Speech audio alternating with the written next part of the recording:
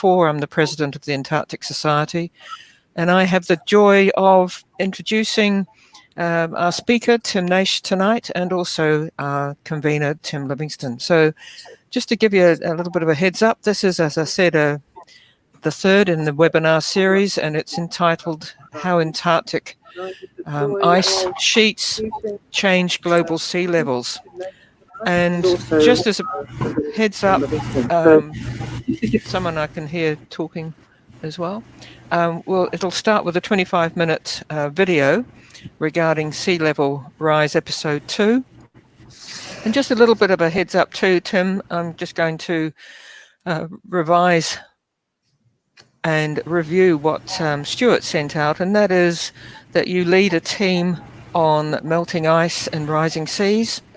You're from Victoria University, and you also won a prize in the science prize recently. I'll get it right in a minute. You won a prize. That's actually quite hard to say, even without a glass of wine. You won the Prime Minister's Science Prize recently for the melting ice and rising seas. You're also the lead author on the United Nations Intergovernmental Panel on Climate Change, otherwise known as IPCC, in terms of the FIT assessment reports. And as you will also have seen, people, he's on an Antarctic medalist.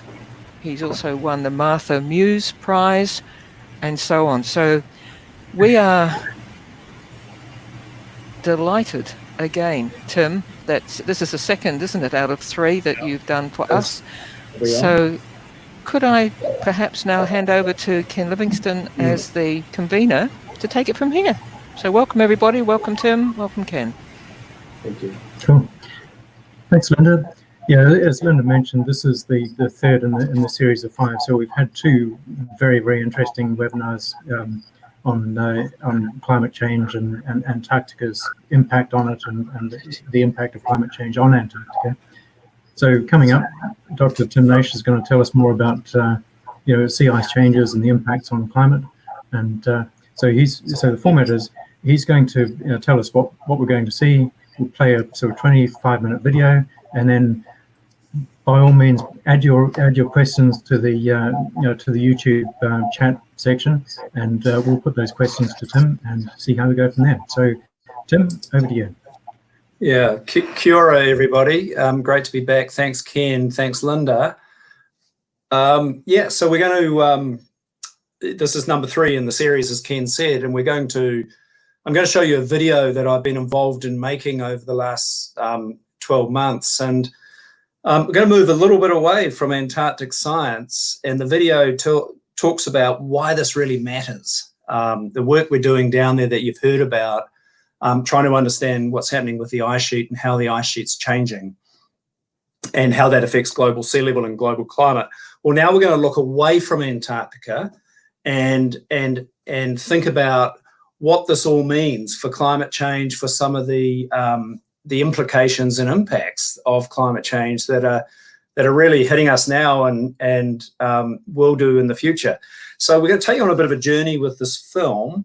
It starts, it's a bit of a history of the research we've been involved with, and particularly the research that we were recently recognised for by the Prime Minister's Science Prize, as Linda said. And so it's going to take you a bit of history about the work we were doing down in Antarctica. You'll see a bit of work being done down there, but then very quickly we're going to get to the implications of why it matters. And this film was made by Magnolia Low, and it was done in collaboration with Newsroom, with Victoria University, and with Radio New Zealand. And so there is a website that I think you'll get information on to go to if you want to listen to the podcast as well as watch the video again. It's part 2 of a series of 3 on water and why water matters and some of the current issues we're facing with water. So the first one is Mike Joy, very famous freshwater, or very outspoken anyway, freshwater scientist and advocate about freshwater quality in New Zealand. And that's number one. Number two looks at the effect of the melting ice sheets and sea level rise and what that means for us. And number three is Catherine Irons from Victoria University, and that looks at water right issues, legal issues that are emerging around water, our need for it and use of it. So with that, I'll just comment that the film you're going to see tonight, the second in the series, has just had an award. It was in the Oregon Short Film Festival, and it made the final. It was a finalist in the documentary part of that festival. So hope you enjoy it. I think you'll find it very thought-provoking, and hopefully we'll have some good questions at the end. Well, that's a great wee video. So I think it just captures things so well, and it captures the immediacy or the urgency of the problem. So we've got a few questions that have come up, and I got something going just to act as the catalyst. So my question is, given that there's a delayed reaction to the greenhouse gas content of the atmosphere now, and I think it's something like 20 years before the effects really kick in, do you think our sort of climate change predictions are actually understated? Yeah, look, good question, Ken. And yes, there are things that happen quite fast in response to the greenhouse gases we're putting into the atmosphere, and then there are other aspects of the climate system that are a little bit slower, and they're quite scary because they've potentially got really big impacts and effects that will play out on long timescales. So for example, you heard me say in the movie,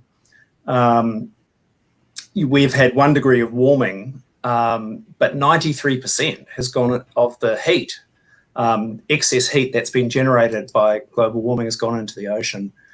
And so we would have seen a much stronger surface warming and warming of our planet had it not been for the ocean sucking up that heat.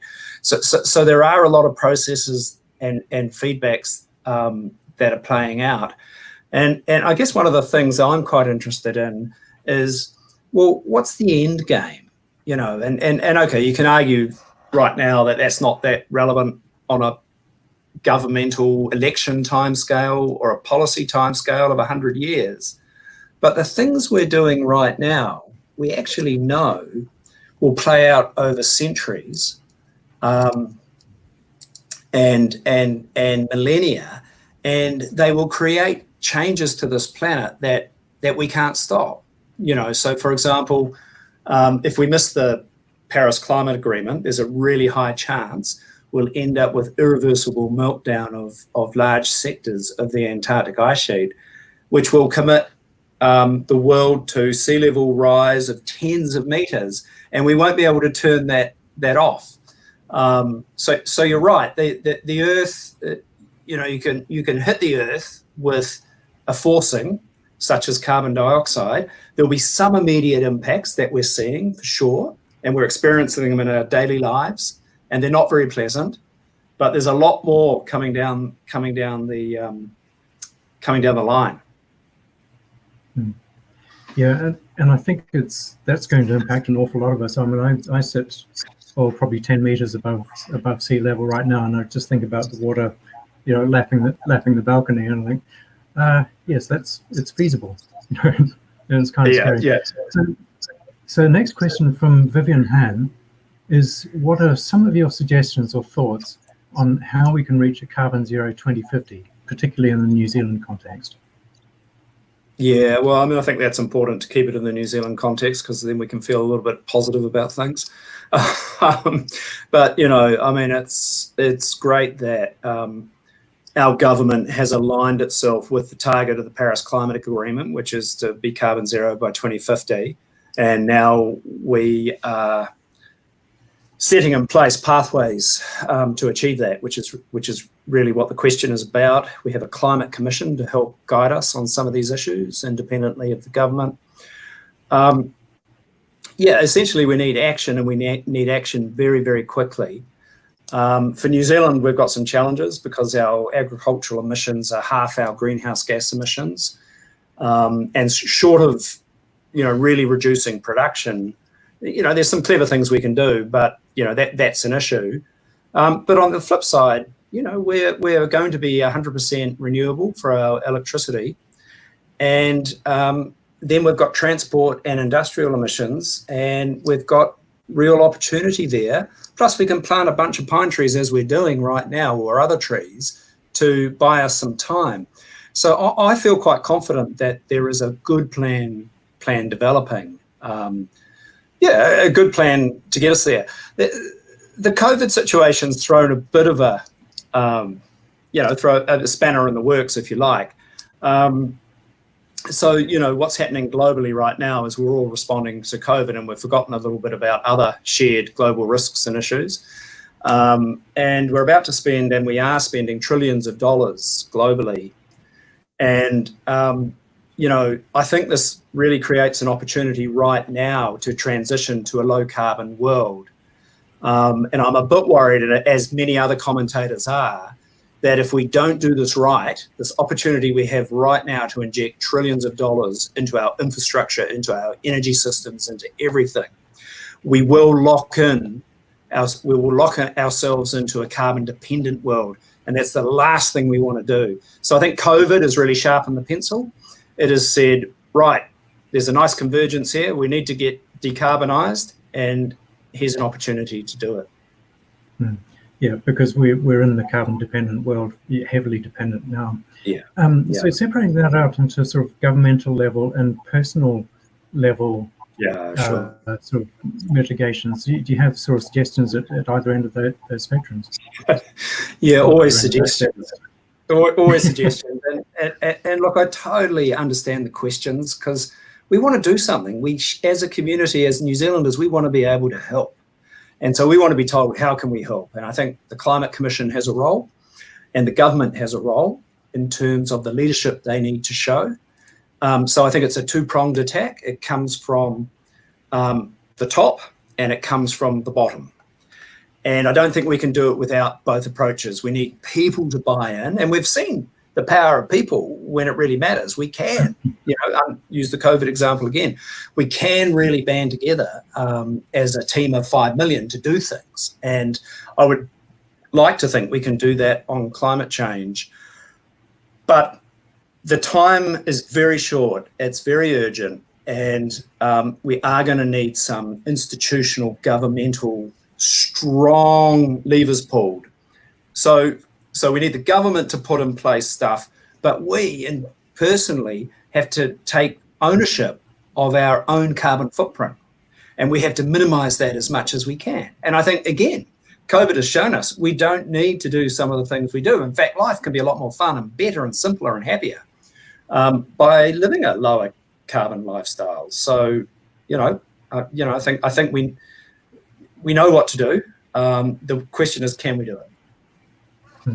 Yeah, so there's certainly room for optimism there.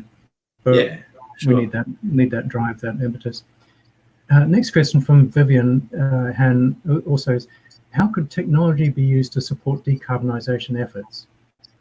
So, i.e. an app that educates the community on ways to mitigate harmful effects, open source data. So I think this leads on from your comment to say having that leadership, that it's giving us ideas of what we can do. Yeah, I think we are smart and we've got ideas. I think we have to break down some of the barriers to implementation of those ideas, which are power structures that exist around global oil companies and dependence on fossil fuels.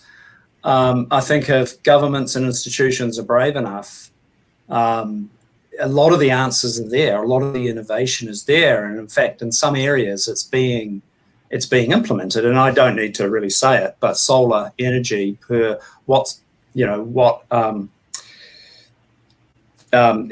terms of price per watt, if you like, is now in many places the cheapest form of energy. So why wouldn't we implement solar broadly? So I think, in many cases, it's all, but it needs to be, the barriers to implementation need to be brought down. Yeah, yeah, and that's the sort of the governmental input, and that's that sort of drive. And Vivian's come up with the next question. So Vivian's on a roll. She's helping along, and she says, if planting more radiata forests to sequester carbon rapidly, would these not be chopped down later as the beneficial to our economy, which would then negate the effects? Yeah, I mean, interesting issue. I'm no expert on trees, but what I understand is the widespread planting that we're planning to do, the millions and billions of trees, they do buy us, and they buy us time initially, but they're a one-off hit. So you put the trees in, and you've got to leave them in, right? Even if you chop them down, you've got to put them back. Otherwise, you lose the benefit you had from putting them in. But if you agree that forestry is going to be this big across New Zealand and you maintain it, it's a one-off carbon sink that buys us a bit of time, perhaps, while we work on how we are going to reduce agricultural emissions, transport emissions, and other emissions. So Vivian's completely right. It's not a long-term solution, and it's just part of the range of tools we have. Yeah, I think you're right, because from memory, the sort of lifespan is about 25 to 30 years for a radiata pine before it's harvested, and it does buy us time. But the other thing that I think is we're not just planting or not just planning to plant pines. There are other sorts of trees, planting native natives, and so And I meant to comment on that. I mean, that has so many co-benefits.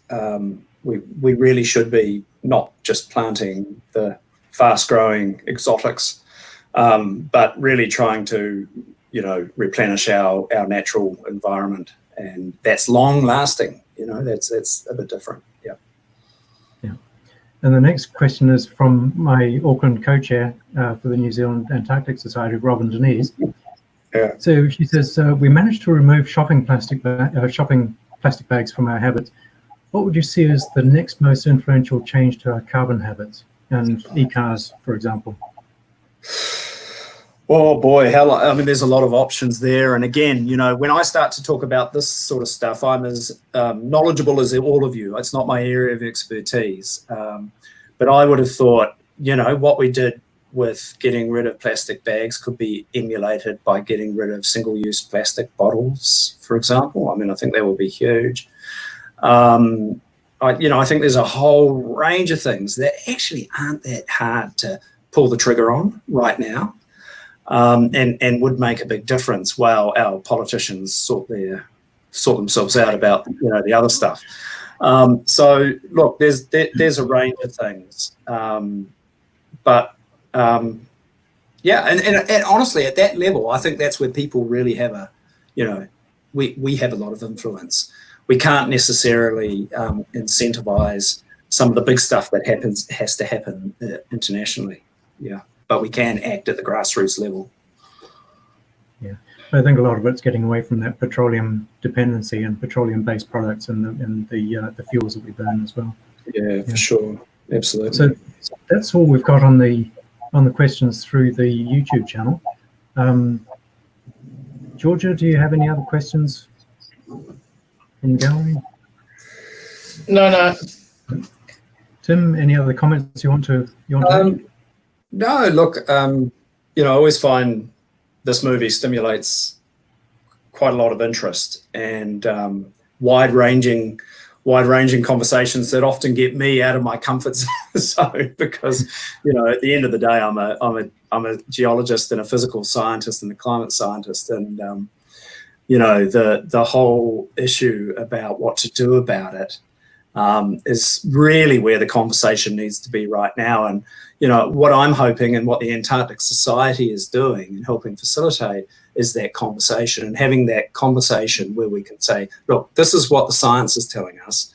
This is, the time we've got, and to act, and hopefully, from that, we get a bit more action. So yeah, just thank the Antarctic Society. I know you probably didn't get too many on tonight, but I do know that people are then watching these on YouTube afterwards, and the numbers have been really great.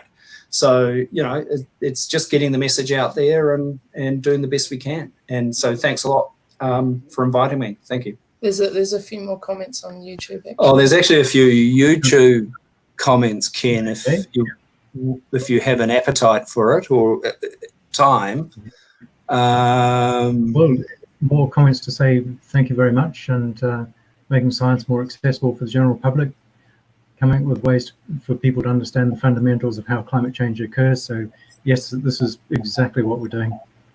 Okay. Yeah, reducing the jargon so that the community could understand the climate change crisis a bit more.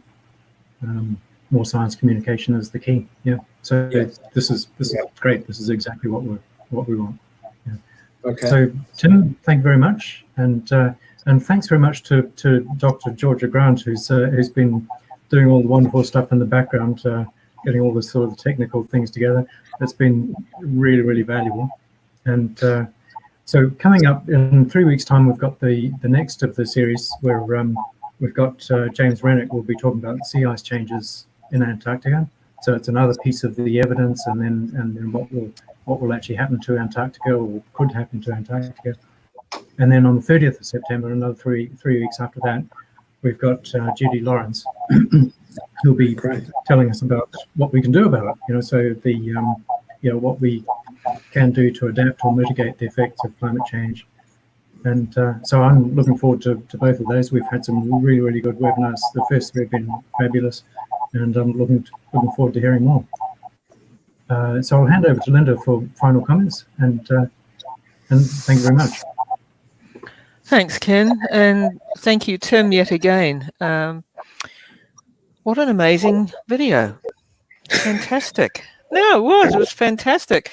I was half expecting it to be mainly visual and a documentary but the way that was put together, I can see exactly why it's been valued and will be continued to be valued, and why you got the Prime Minister's Science Prize for that. Because as Ken was alluding to just now, that de-jargonization, if there is such a word, is what actually makes it digestible by people who want to know about this, but they get sometimes overridden by the terminology of our particular disciplines.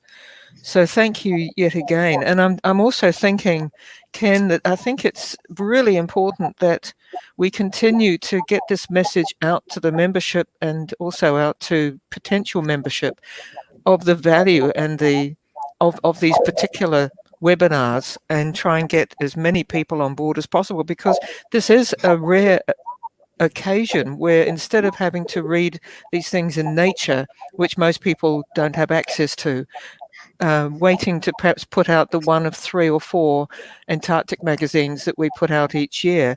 This is live, this is accessible, it's brilliant. So yet again, thank you, Tim. Fantastic. Yeah. Fantastic. And thank you, Ken, for pulling this together yet again, and also to Georgia. Thank you. Thanks, Linda. Oh, I suppose I should also say, sorry, this is the